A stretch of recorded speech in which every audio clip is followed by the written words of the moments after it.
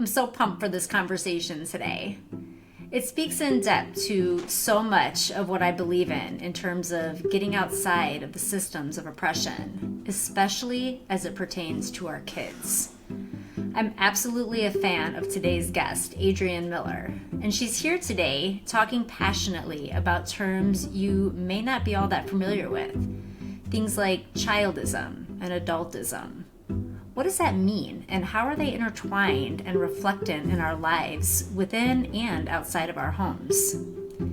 If we haven't met yet before, I'm Sarah, and I'm your host at What's on Your Plate podcast, and I'm just so glad you're here today. This episode is absolutely essential listening and will be an eye-opening conversation for sure. Literally just so excited about this one, so please help me welcome Adrienne.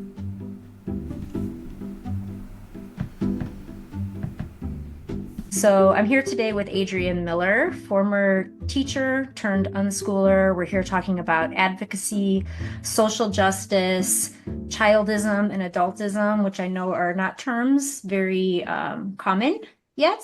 Things like kids and consent are something that we really are starting to hear more about and understand differently. This is going to be a really eye-opening conversation, I feel like. So first and foremost, welcome, Adrienne. Thanks so much, Sarah. I'm really honored to be here. I love talking about this. I could talk about all day long. So we're we're in good company here. And I know that you and I share a lot of the same values and messaging and just like philosophical interest in diving into really deep, difficult, challenging things. So super happy to be here. Awesome. This is just going to be, like I said, such an eye-opening discussion. So let's get into a little bit of the backstory about how you found yourself in the space you're in now. Sure thing. I have to kind of start a little far back. I went to a French Catholic school. I was raised Mormon, and my household was pretty dysfunctional and toxic and abusive. And so I like to start there because by the time I became a teacher and started having kids of my own, I realized that in no way did I want to replicate what I had grown up with. Those three systems were quite oppressive. I lived in quite a bit of fear most of my life. I never really felt like my voice mattered all that much. I did not feel like I had very much choice. A lot of my upbringing was dictated and controlled, and I was put on a very specific path from early on, and there was not much leeway for being my own person and having autonomy or consent. So by the time that I became a teacher, I was trained in a very specific way. I felt like most of our teacher training was really about classroom management and discipline than it was about anything else. And you're kind of put in this high pressure situation where you're having to answer to your colleagues, to parents, to your principal, to your staff. So you really don't actually have very much freedom to be able to teach in ways that speak to you or align with you. Like you still have to follow a curriculum. You still have your contract that lays out exactly why you're there. And if I wanted to prioritize children's mental and emotional well-being, well, that's actually not my priority. That there's not that wording or that phrasing or that messaging written anywhere in my contract. And so while we might think that that's what's happening, I was told explicitly and implicitly that my job was really to get them ready for the next grade. And that was it, right? It was to deliver a curriculum. It was to get them ready for reading or whatever the next learning outcome was. It was to get assessments done. It was not to make sure the children had a voice that mattered. It was not to make sure that their bodies were rested and fed and regulated. It was not to care about their nervous system. It was not to deliver an individualized education, like all these things that I believed in. And so I felt very much like an animal activist working in a zoo where all these big things really started coming up for me. I started getting triggered from my childhood experiences and realizing that I actually couldn't be the teacher that I wanted to be, as like conscious as I was and as aware as I was and as well intended as I was, there were so many limitations. And by the time I started having my own kids and COVID hit and my youngest was a baby, and we weren't quite sure at the beginning what COVID was or how it was transmitted or who it was affecting. And so I left right as the first wave of COVID hit and all the kids were asked, not to come back after spring break and never went back to teaching. And I remember getting to a point where I was feeling that I was coming home with nothing left for my own children. So I had three at the time. One was a baby. I was giving everything that I had to these, 30 kids a day for years and years and years, and being completely stressed out and burned out and not being able to parent in the way that I wanted to for my kids, and not being able to show up for myself and the people that I love in my own world and life, because all of that was going to a system that I, one, didn't agree with, and two, just it's so incredibly demanding. And just living completely out of alignment with what I believed in, which, was really tricky because I always thought, what, I love kids, I love teaching, this is the perfect job for me. And it ended up being just everything but that.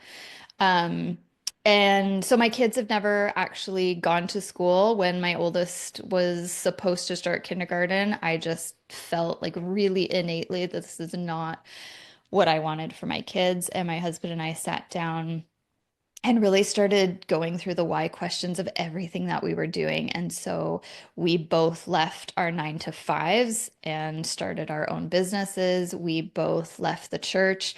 We both, opted out of school. And so around that same time, we just had all of these, just this big awakening of how we wanted to live our life, and that we wanted to be out of the rat race. We wanted to be out of this keeping up with the Joneses, this hustle culture, all of that. And if we were out of it, we also didn't want to put our kids right into it because it starts so early on. And so that's kind of where I got to now. Now I've been, unschooling Linus for 12 years, and I have two younger girls as well. And I just can't, yeah, I can't see any other way, because it aligns so much with what we value inside. So it's been a great journey for us.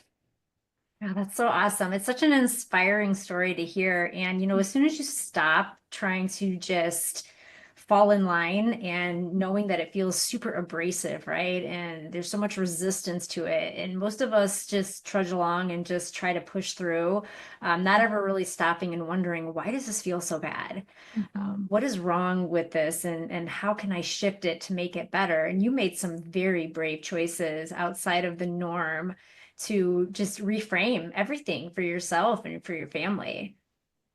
Yeah, well, and it actually starts so young. Everything that you just described there, that's what we do with kids. You learn to Mhm. just deal with it. You learn that school isn't a choice, and so you're going to make the best of it. You learn to just power through homework. You learn to deal with tests, and you just learn that, oh, okay, my teacher's going to assign where I sit. Oh, okay, recess is only at a certain time. Oh, okay, I'm not allowed to have a meltdown at school. I have to wait till I get home. Like, you just start learning from a very young age that you're going to have a boss. That boss is going to be in charge. You don't have a lot of say. And it really just preps them into high school, into a 9 to 5, where they don't necessarily enjoy the work culture. They don't necessarily enjoy their boss. They don't necessarily have a job that aligns with their values and their soul. And then you have an entire generation at 40 going through midlife crises, realizing that they're not actually doing what makes them happy, and realizing that they've been on this conveyor belt path for years and years and years, never really asking themselves what they even want to do, not knowing who they are. I always say that it's my goal, like I don't have this goal to raise my kids who need to go find themselves in their 20s because they never lost who they were in the first Yeah. place.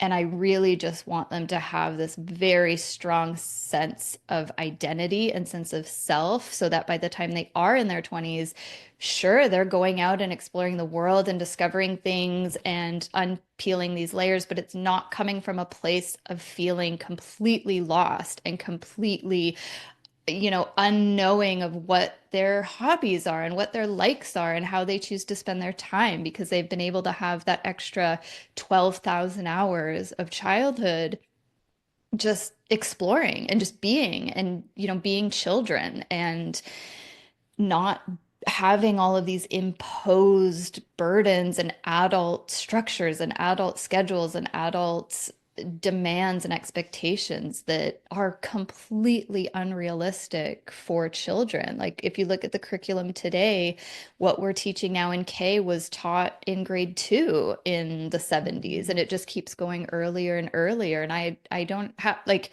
at what point are we showing like 1-year-olds flashcards? Like it's just going to keep going further and further, which we know scientifically, like it is so not good for their developing brains and putting them into that hustle culture, that competitive culture, that gold stars and straight A's and stickers and child of the week and all of that is just so not even so unnecessary, but really, if you look at it, take it kind of a huge step back and look at it from a colonization, capitalist, white supremacy perspective, that is essentially what all of those systems thrive on, is people being exploited, worked to the bone, rewarded or punished, for their good or bad behavior, how much they produce, their worth is always tied to their productivity. That starts in preschool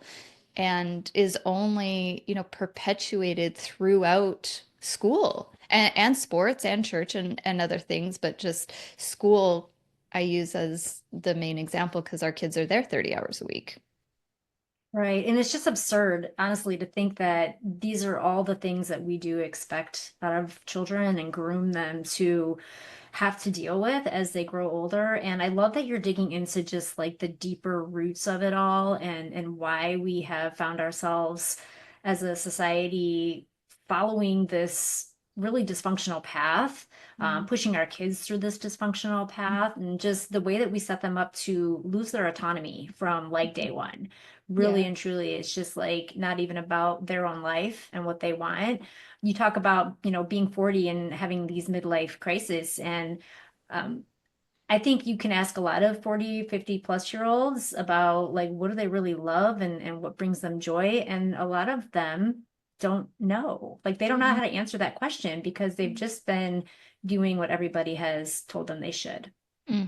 Well, and we're taught that, you work till you're 65 and then you get to retire and relax. Like Mm, that's your life, right? Or you're taught that Monday to Friday is grueling and then you get to enjoy your tiny weekend. Like you're so programmed from very early on to be on this path that everyone else is on. And this is work, this is what all society does. Like, and sure, I'm not arguing, like I realize bills exist. I also have a mortgage. I pay my mortgage. It's not that working in and of itself is this, terrible idea. Like it's not anti-capitalist to work, but what's really revolutionary about kind of what I teach and what we are seeing in the world in this big shift is that people are instead working doing things that they love or working doing things that they feel are ethical or really speak to them or working in ways that really help the community or shape the world to be a better place or is in alignment with their values. We're not taught any of that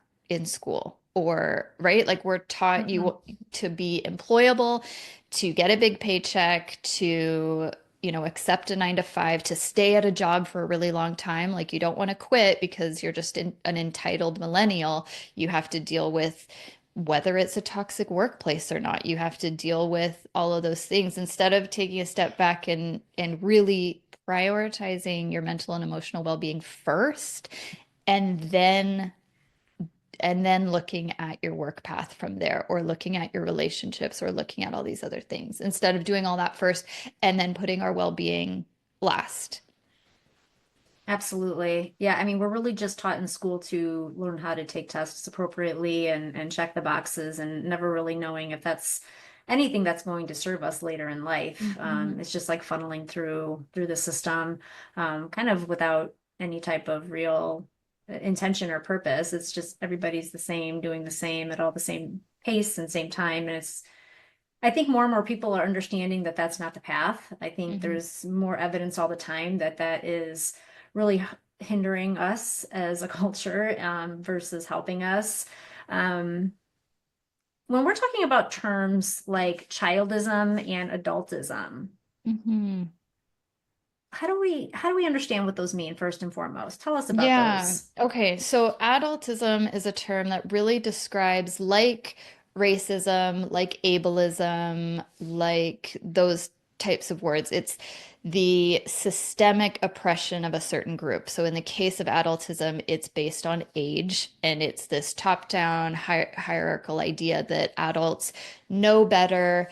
They can control younger people. They are in a position of dominance and of power, and we have the right to oppress children, essentially, or youth, because we have more life experience. We're in a greater position of authority. We, might be bigger, more powerful, have more money, all these different things. Childism, on the other hand, is the movement where we are fighting back against that. So the equivalent to like feminism, let's say, where we are taking a look at that system, dismantling it, and trying to advocate for the rights of children. And so Akila Richards talks about this a Mhm. lot, and Eloise Rickman.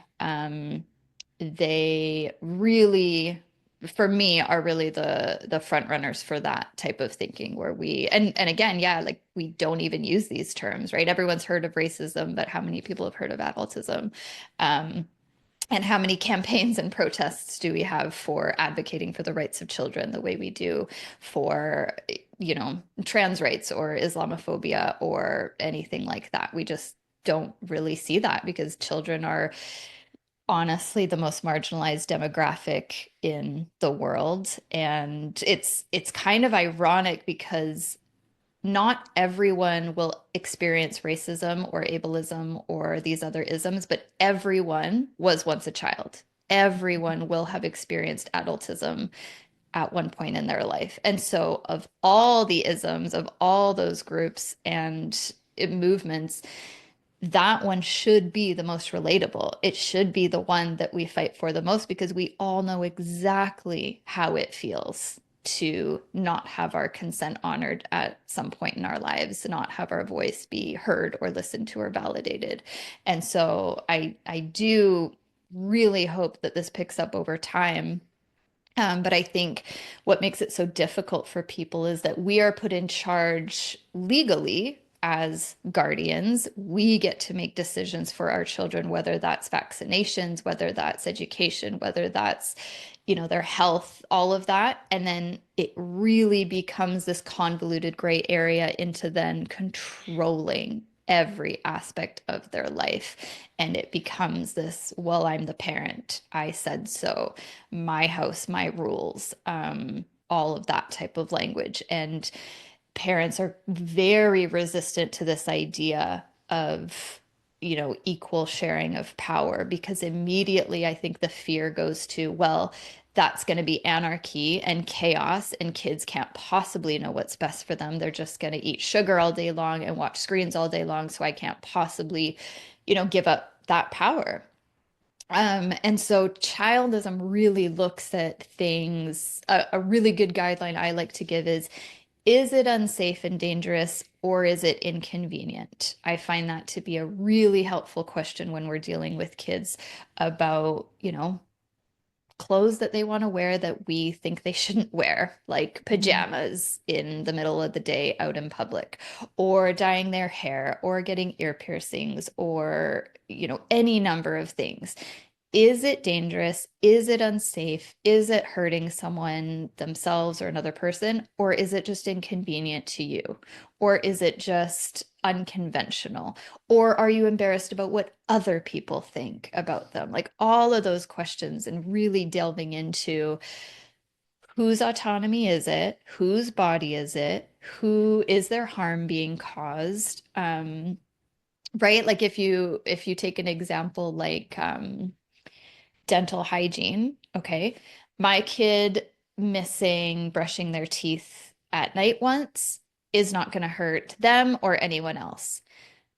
If that happens on a continual basis and they end up having to get really painful, expensive dental surgery, yeah, that's a problem. And so it's constantly looking at that and being like, is this an 80% of the time problem or is this the 20% of the time problem? That's my 80-20 rule that I also kind of live by as well. And I like to ask myself, can we afford this? Can we afford this financially, emotionally, physically? So can we afford to have our kid break their arm because they want to jump off of a really high surface?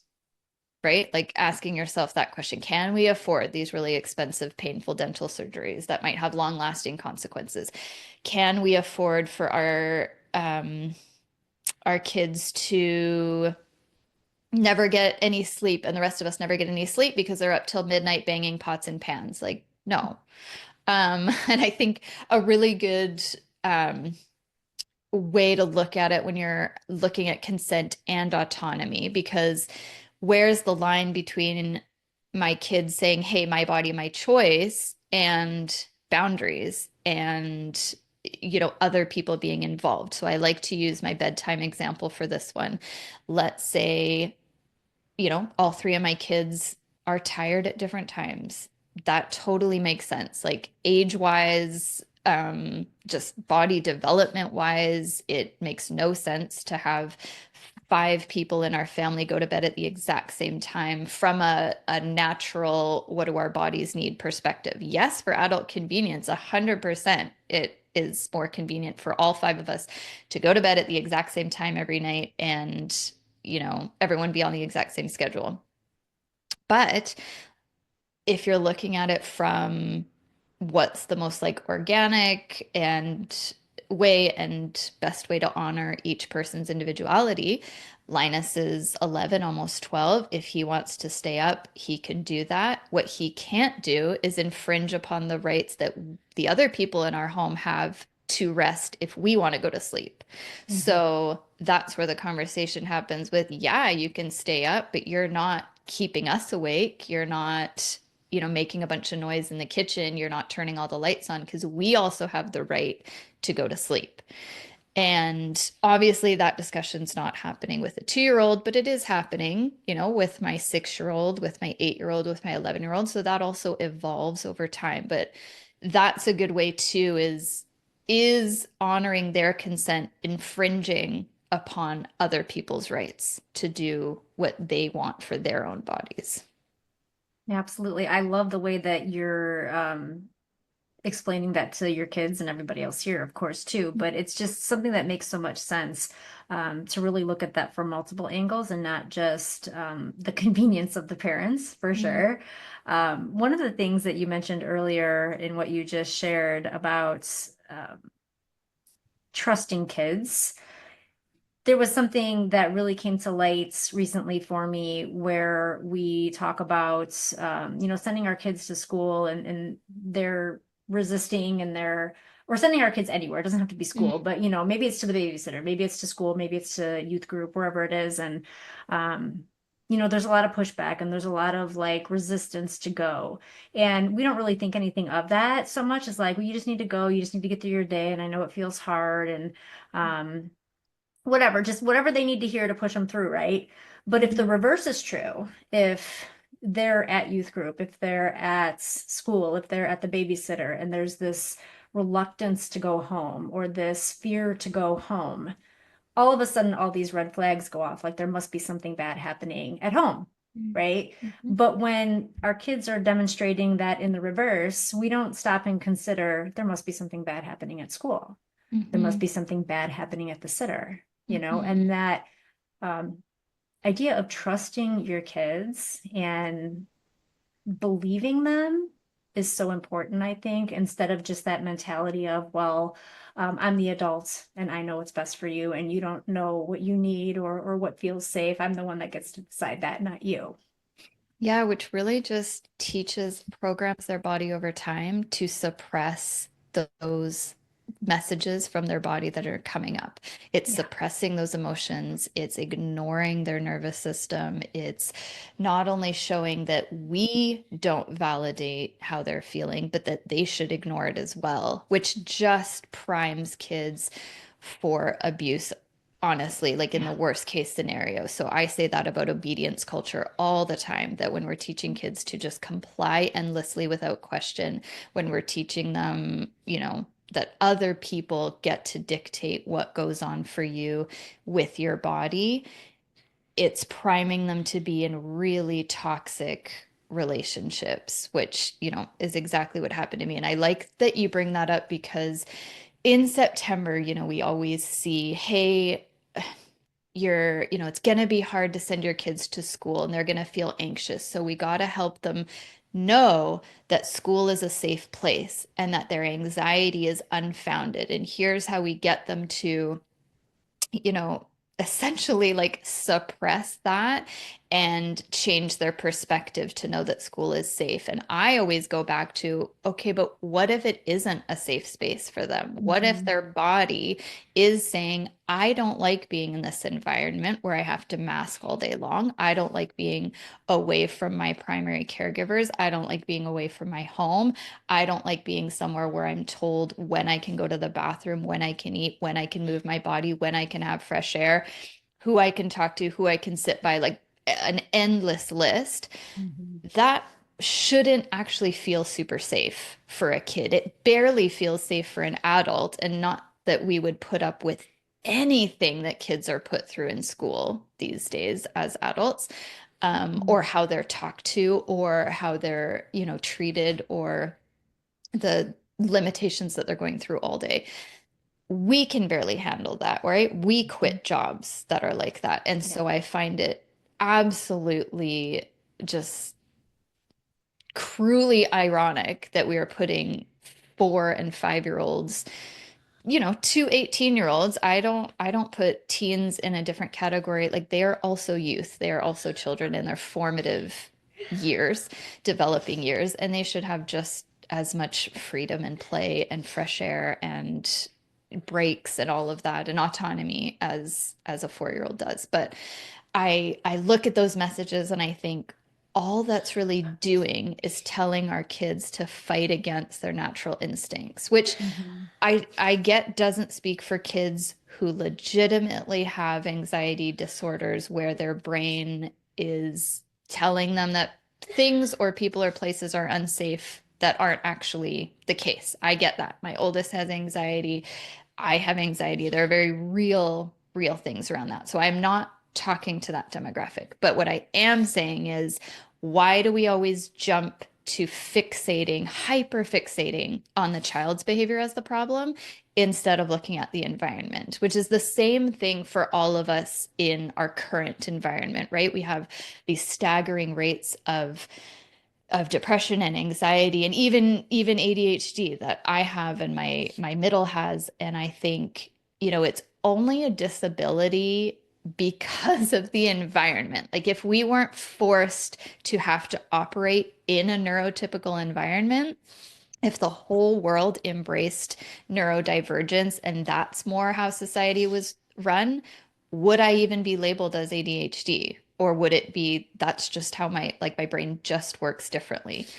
Um, and again, I'm not against labels. It's nothing like that. I just wish that people would look at the environment a little bit differently. Like, our society is not designed or built for humans to actually thrive and like live well and have regulated nervous systems and have um, peace of mind. Our society is set up and designed to be very toxic, to be like all of these.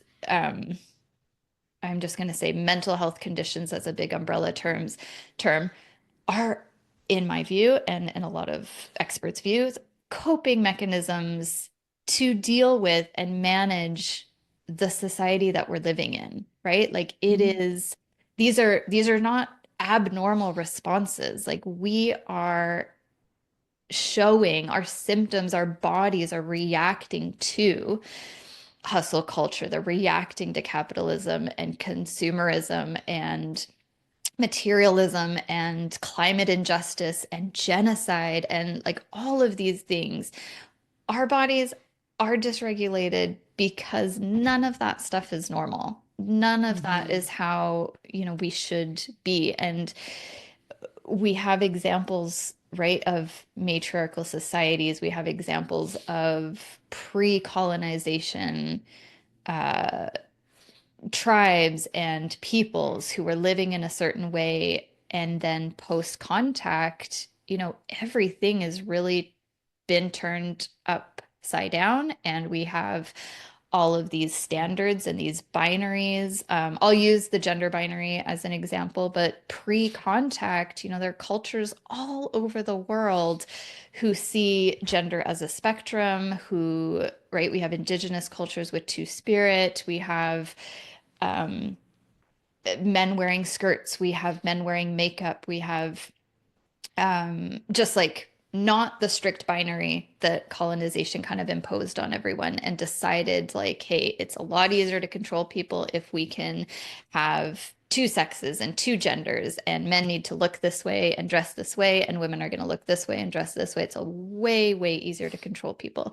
And um kind of going off on a tangent, but my point is that those systems don't ever liberate people. So if you're trying to look and decide at what is not just better for humans, but like more natural, more organic, it's whatever liberates people most. And I consider that either with gender, with politics, with children, with anything is, are we being more liberated or are we being more controlled? And in a school setting or in an authoritarian parenting setting, it is much more about control than it is about connection or authenticity and being able to live in ways where we just all get to be and express who we are freely and not have to mask, and we get, the right to self-determination and to be able to choose our own path and control our own bodies and dress how we want and talk to who we want to and learn how we want to and when and why and where. And so unschooling for me is really about that liberation, not just for the kids either, because it's been incredibly healing for me and for my inner child and healing from my trauma to be able to show my kids that they get to be in charge of their own bodies and I get to break that generational cycle and not continue that cycle of toxicity or oppression or dominance, onto my kids, and really make sure that they're able to live in their authentic way and be listening to their own bodies and their own feelings. And unless that is harming themselves or someone else, there's not really much in the way of me stopping them from leading whatever path they want to lead. Absolutely. That was all so good. And I just thank you for sharing all of that. I mean, we could have separate conversations on Hmm. many things you're intertwined within there. I want to go back though to something that you um, mentioned about just that control and just really forcing things to be done that are not appropriate. And it happens Mm. from a school standpoint so early, especially as it pertains to the need to assign labels or the quote unquote need to assign labels for, the kids that are expected to do developmentally what they're not ready to do yet, Mhm. the way that we force the kindergartners and first graders to do what used to be done in second and third grade. And then when they can't, we label them and medicate them and Mhm. make them feel like they're less than and that there's something wrong with them, right? And then as parents we struggle to know what to do instead of just allowing our kids to be authentically themselves, we most of the time get just pulled into shoving more of the same at them that they're not ready for. Mhm. But when you start to do things that are really brave, like unschool, people confuse that with unparenting, right? They think it's like a way that you're just letting your children run amok and be feral and Mhm. become these just misguided humans aimlessly moving through the world, right? And that is not at all what it is. It is, if anything, empowering them to move away from what is being forced on them so that they can really truly lean into who they are when Mhm. they are ready to receive all of the Mhm. things that we need to receive as we grow and develop into adult humans. Mhm. Um, so yeah, I mean, I just do you want to talk a little bit about that? Yeah, The can I idea speak on that, that for a yeah, second? Yeah. unschooling versus unparenting. Yes, yes, yes. So, okay, unschooling in the way that it falls under the home education umbrella is that it's not compulsory. So, any of the other types of homeschooling, there's Charlotte Mason, there's Montessori, there's traditional, there's classical, whatever, those all have a prescribed set like curriculum, schedule, learning outcomes, assessment. It's all compulsory at its core because you're following a certain timeline, you're following a certain path, you're following a certain, you know, you're still replicating a system at home. Mhm. Unschooling delves away from that in two parts. So, on the one hand, we are escaping any kind of system that is oppressive, anything that's compulsory, coerced, forced, threatened, bribed, any of that.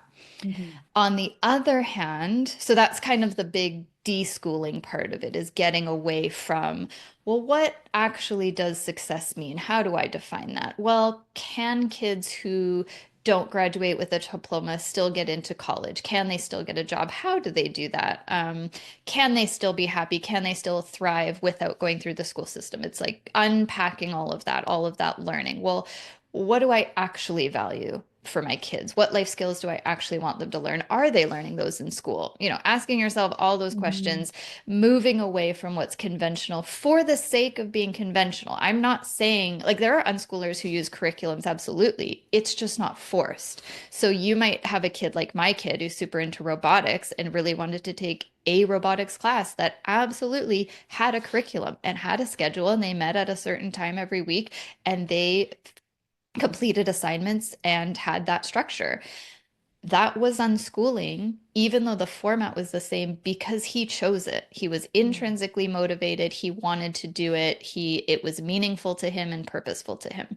Mhm. Um, that is quite different than saying, okay, the school year, this homeschool year starts in September, it ends in June. We're doing, reciting biblical poetry from 9 a.m. to 10 a.m. and then 10 a.m. to 11, we're doing Latin and then da da da da da. Because I'll just venture a guess that most kids aren't waking up at 9 a.m. and saying, I really want to recite biblical poetry from 9 to 10 every single day, from September to June. Kids are not naturally built that way, right? Like, Yeah. and with 8 billion humans on the planet, no one is built the exact same way. And so maybe you do have a kid like that, but it needs to be their choice. So it, you have moving away from these systems on the one side of the coin, and then on the other side of the coin, you have everything that surrounds healing, growth, self-discovery, well-being, exploration, everything organic and natural about being a human, which has nothing to do with school or society or anything like that. It actually really irks me that unschooling is a term that I have to use because essentially we're just living, but our society is so school centric that we have to use the term unschooling. It has to be a term related to school because if I said, oh, we're just living, no one would understand what I mean.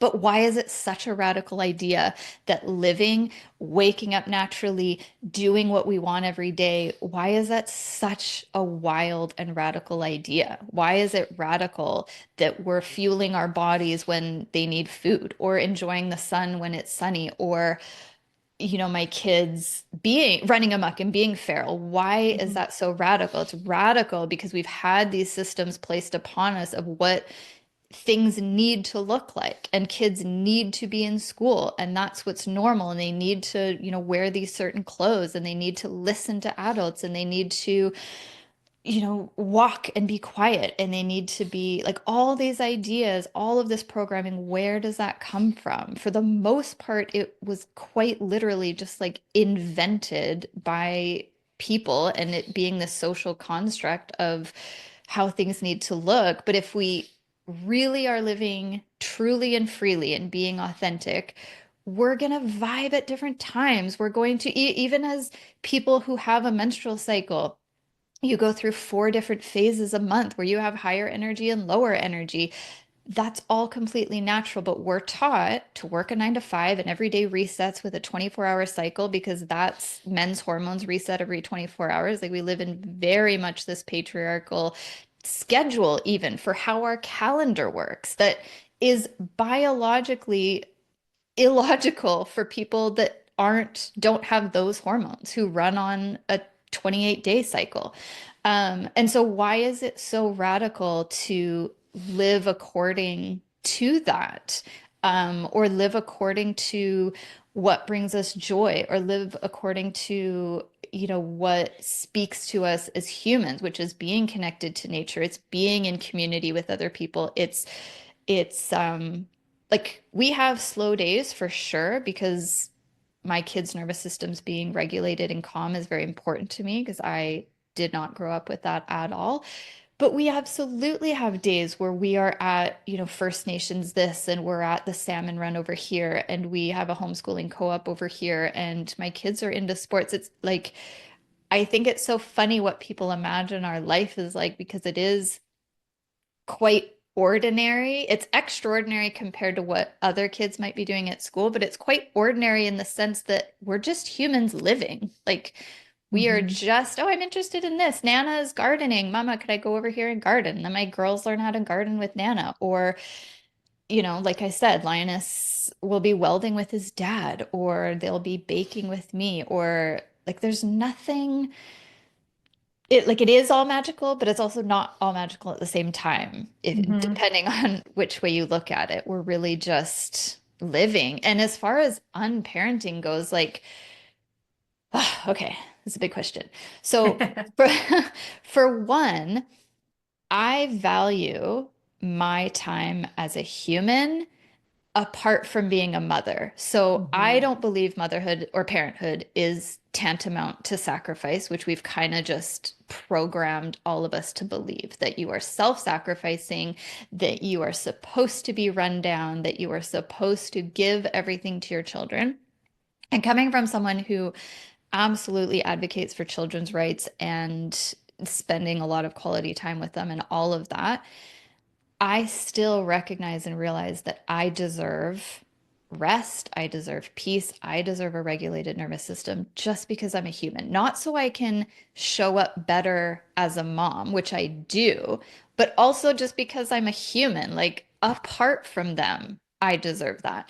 And so as I model that for my kids, because it's important for me that they see that I have boundaries, that I take care of my own needs, that I commit to self-care and that community care with my girlfriends, and that I get to do the things that interest me, and I get to, have my own trauma work being done. And I get to do all of that inner healing and spend my time doing therapy or connecting in nature, whatever, independent of them as well, which teaches them to take care of their own needs, set their own boundaries, that they get to rest, that they get to have all of that for what speaks to them. So I have that on the one hand. On the other hand, I am able to, because we don't adhere to this system that I've replicated at home, where I'm spending all night creating these lessons and I'm super stressed out planning and buying the perfect curriculum and doing all this research and Pinterest-ness and setting up an Instagrammable play school room and like having all these activities and da da da and taking up that for my entire life and my budget and my energy, I actually get to just sit with my kids and stare up at the clouds. And I get to lean into, oh, you want to learn how to knit? Yeah, me too. I don't know how to do that. Let's get a knitting kit from Value Village and let's go onto YouTube, or let's ask Auntie Jessie, who's a really good knitter. So, like, I am 100% learning alongside my kids. We are answering questions all day long together because I don't treat homeschooling as this top-down hierarchical, I'm the keeper of all the knowledge and all the wisdom person. Because if they ask me something about, First Nations, we are going to go to that source. If they ask me something about animals in the SPCA, we're going to go to the SPCA. We're going to go learn about that. And I I don't put that burden upon myself to know all and be all and do everything and answer everything, and I have to be perfect, which I feel like is such a common error or misconception around homeschooling, that generally it's the mom that kind of take, or the primary caregiver at least, who takes that whole thing on. Whereas Joe and I split it 50-50. He does it just as much with the kids on his time with them, whether it's construction or whether it's finances and learning about budgeting or car maintenance or whatever it is. Like, you just have to unlearn what you see as proper school and education, because learning comes from everywhere. And sure, I can be more hands off in the sense that I'm letting go of control, but I'm certainly not hands off where I'm uninterested in my children's lives. Like, it's just really redefining what you feel is your role as a parent, and what you feel is necessary and what you feel you need to control and what you can let go of, and just be in it with your kids and be present with them and learn with them and ask with them and explore with them and experiment with them. Yeah, I love that so much. Just living your life alongside your Mhm. kids. And I think what you said earlier too about the definitions of adultism and childism, the idea that you can say, I don't know, let's learn that together, instead of just Yeah. making your child believe that you are the holder of all this knowledge and power and they are Mhm. somehow below that. I feel like that really levels the playing field for your Totally. kids, and to be vulnerable to say that they don't know instead of pretending they Yes. do, because that happens so much in parenting. Yeah. I feel like it's, you are told that you're supposed to have all these answers. And you absolutely don't. And then you give the Yeah. illusion that you do. And that just sets your kids up to pretend that they have all the answers when they do not, Yeah. and I don't think that that's healthy in any way, No, shape, or and it's form. such an unnecessary amount of pressure, I think, that Yeah. we put on ourselves for what? Like, I just don't see the value in pretending like you know everything, or that, like no one does. So Hmm. why are we trying to hold up this facade? And I think it's really helpful to walk through the steps of, I don't know, where should we look for that? Like, if we wanted to Hmm. know about how to take care of animals, because you asked me, well, Mom, what do cats need? Where would we go for that? And then it gets Right. them thinking, oh, well, let's see, this person we know has a cat, or the animal shelter, or Google, or the library. Like, it Yeah. really opens up the world to them to see that everyone, first of all, everyone has knowledge and education in different areas. So we can go Hmm. to a, variety of different people from all races, from all backgrounds of life, from all demographics, from all professions, that it doesn't need to be your one teacher and your one parent that is Hmm. just filling your brain as an empty bucket, which is absolutely ridiculous, because kids are not that, right? They're like Right. not empty buckets. I can't stand that analogy so much. Um, but yeah, just taking that pressure off, because I think that's another big deterrent from homeschooling is, well, I could never take all of that on. I'm already stressed as a parent. So how can I possibly add Right. this entire profession for which I don't have a teaching degree or the patience of the Hmm. time? And I always, in most of my teachings, try and get to the point that, like, if you feel you're qualified to be a parent, you're qualified to be a teacher, and you don't need to know everything, just like teachers don't know everything. We also don't live in the 70s anymore. You don't live in a cave. We have access to the internet. We have literally the world at our fingertips. And it's much more about being resourceful than it is having resources. So if just being creative and thinking outside the box, there's so much free stuff. Like people are giving away because of consumerism, free board games, free Mhm. workbooks if you want them, free, knitting kits, like all the time. There's garage sales, there's Facebook groups that do swaps. There's, during the school day, most people are willing to give homeschool kids field trips for anything, for a bee farm, for a grocery store, for a hair salon. Like just reach out and build that community and network with people, which is really anti-capitalist and anti, colonialism, where we're going back to uh, connecting with each other as Mhm. people and not just going to our 9 to 5 job where we sit at a cubicle and don't interact with anybody and don't, you know, go Mhm. outside of our social circle. Like it's unschooling for me has been the most liberating thing in all venues of life. Yeah, absolutely. I think so much of what you shared there about why we think we can't really goes back to what you talked about earlier in the conversation about just that patriarchal type of root of what is so much in our society, Mhm. um, and not thinking we can be resourceful because of Yeah. that. Hmm. Very limiting indeed. Yeah. But Adrienne, I really want to hear before we run out of time today, because I want to be Hmm. very respectful of your time. I want to hear you talk about something we don't hear much about, and that is kids and consent, Okay. and what that really means from your perspective and why it's Yeah. so important. Yeah. So that really came up in the sexual context. Hmm. So that's where it came from. Planned Parenthood has an anagram, FRIES. So freely given, informed, enthusiastic, specific. No, freely given, reversible, informed, enthusiastic, and specific. And I actually like to apply that to kids as well. I feel like it's only recently, in maybe the past decade or so, that I've heard consent really applied to children. And the Me Too movement really helped with that. Hmm. And um, we really got into seeing the root cause of all of this. So, how did we get to a place where people feel free to violate someone else's body? Well, it often starts way, way, way back in childhood. So, if our Hmm. kids believe that they're not in control of their own bodies, that they're not allowed to say no, that they are going to be controlled, that their lives are going to be dictated, it's very easy for them to get into this situation where they find themselves mm, having their consent violated because it is so routine from very early on.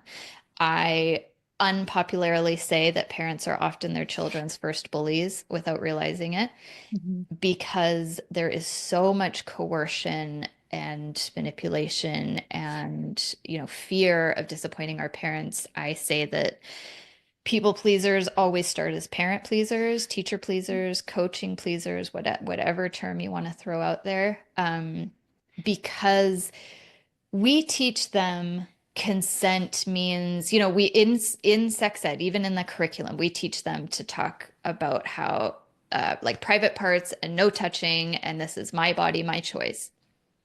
But in every other scenario, that's actually not true. And the cognitive dissonance there is so confusing for kids because they are told to stand up to bullies. Oh, but not me. I'm your parent. I'm not your bully. Stand up to bullies. Oh, but not your teacher. They're the authority figure. You may not. That's disrespectful. Um, your voice matters. Oh, but not in this scenario, this scenario, this scenario, this scenario. Like all day long, actually, your voice doesn't matter because you have to go to school. You have to wear this. You have to eat this for your lunch at this time. I've already given you all the examples, but it's that dissonance for kids. I mean, for adults, it's very confusing. But if you are programming kids from a very young age to learn about consent, but then don't actually ever give them the power to use it, to use their voice and tell their teacher, you know what? I don't like how you're talking to me. You're being really disrespectful. Like, why do you get to lose your temper? But if I lose my temper, I go to the corner. Why do you get to be completely triggered and dysregulated?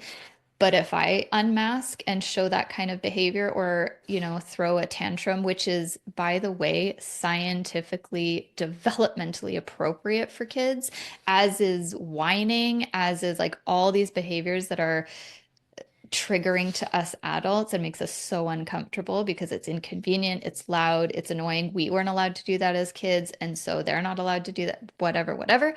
Um, all of that behavior, they're not actually allowed to do, but we're teaching them all day long. For those of us who are conscious enough to be teaching them about consent, which I would say is still a very small percentage, are we actually giving them the opportunity to do that? Are we letting them set boundaries? Like, what boundaries are kids actually allowed to create and maintain with us, with other people, with teachers, with, all these places that matter? And your home should be the safest place on earth. That should be their refuge for them to be able to practice those things. And are they even allowed to do that at home? Are they allowed to unmask?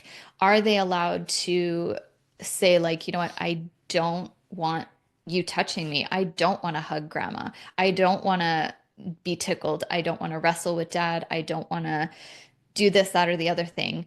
From physically to emotionally, like, how about I just want to rest right now? I don't want to do homework. I don't want to go to school. I don't want to share. I don't want to, I just want parents to take an inventory of how much choice their kids really have on a day-to-day basis. What are they getting to choose? And when they do push back, which I encourage, like, more than anything else, pushing back is so healthy. Those are the kids who are going to change the world. We're out there protesting, for Gaza or for women's rights or whatever it is. But do we let our kids protest at home? Do we let them look at something and stand for injustice or stand for justice and look at that and say, hey, what's going on here isn't fair? Or do we go, I get to decide what's fair? Or don't talk back to me, that's disrespectful. Or, you do what I tell you. Or whatever it is. Like, really, truly, I wish parents would look up consent. I wish they would look up green and red flags in relationships and look at how many of those would you look at your girlfriend's relationship and be like, oh my God, get the hell out of that relationship. But that actually exists in your parent-child relationship.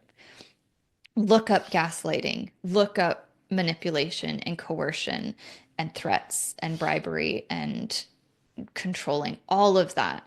And I don't ever, ever, ever mean to say this out of like guilt or making parents feel bad. I'm really just trying to get people to be more aware and more conscious of what's going on and to look at children as whole, like whole children. They are whole humans from the day that they are born. They are not adults in waiting. Like, they are deserving of respect and to have their consent honored from day one, not when they're 18 and or 30 or 45 or whatever it is. And really take a look at all of that inner healing work that you need to do around the consent that you were probably never given growing up, because that work will affect your parenting and your children's um, well-being and their likelihood at like happiness in life far more than your hours and hours of finding the perfect curriculum would be, or training them to be the perfect employee, or any of that. Like, that work that you do on yourself to manage your own triggers and heal your own trauma, which we all have, by the way, because I know a lot of people think, well, I didn't grow up in an abusive household, so I don't have trauma. We all have school trauma. We all have childhood trauma to varying degrees because at one point or another, we didn't have full autonomy, or our Mhm. emotions weren't validated, or we weren't listened to and our voice didn't, matter, or our consent wasn't honored, as I've said a million times today. But all of that needs to be worked out because our kids are mirrors and they will mirror back to us every single thing that we need to heal from and that we have not processed, which will just keep showing up in our relationships, mostly with our children, because they're younger, they're there just like we control them much more so than we can our friends and colleagues and whatever. And so it's just this natural instinct that we have when we I do want to bring up here fear for a second before we end, because so much of why we control things is out of fear and out of the unknown. So we see that with government, we see that with society, we see that with bullies, that when we don't understand something, when it's scary, when it's new, when it's unknown and unfamiliar, our natural instinct from, you know, colonization and white supremacy is to control it.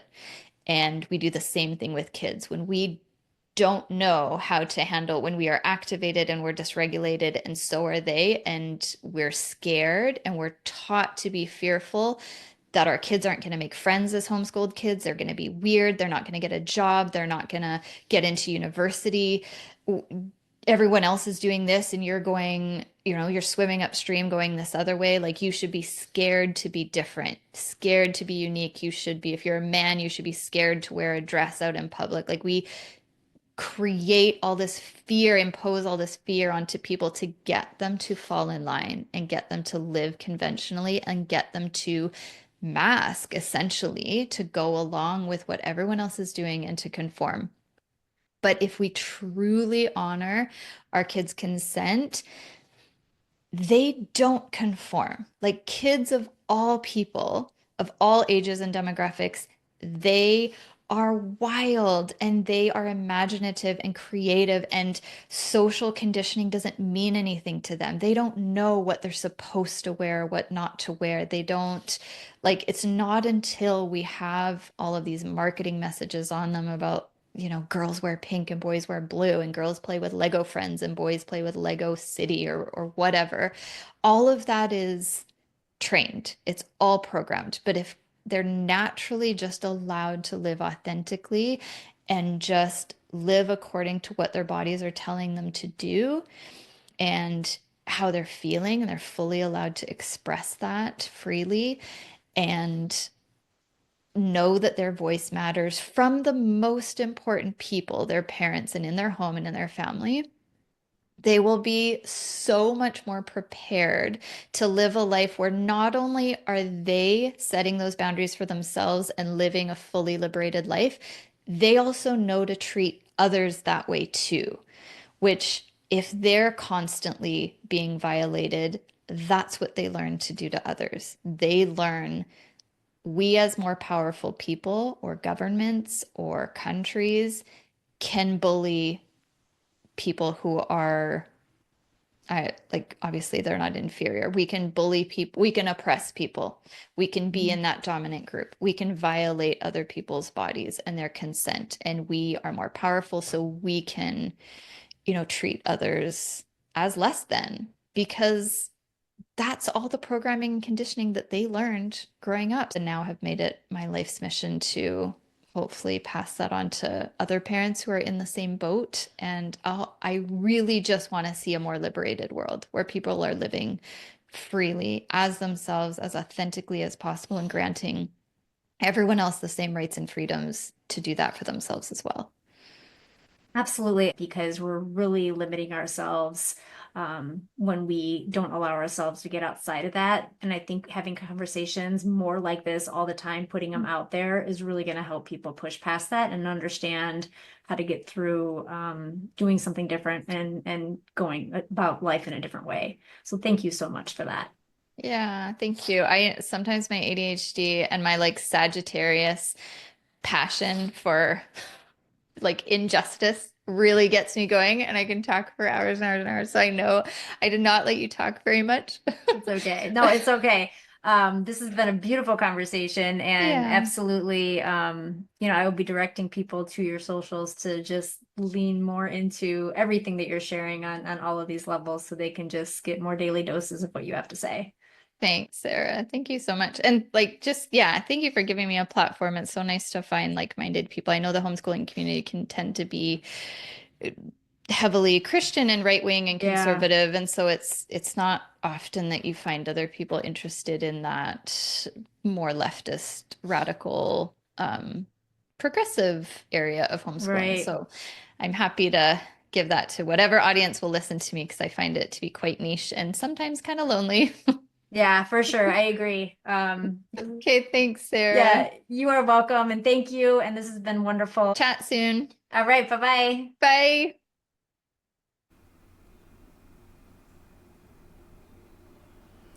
I cannot say enough about the importance of this conversation today. I love everything Adrienne brought to light in this episode. Two things that really stood out to me that should be a compass for moving forward with child liberation in mind. Are you making decisions or enforcing rules because something is harmful or dangerous for your child? Or is it just more convenient for you?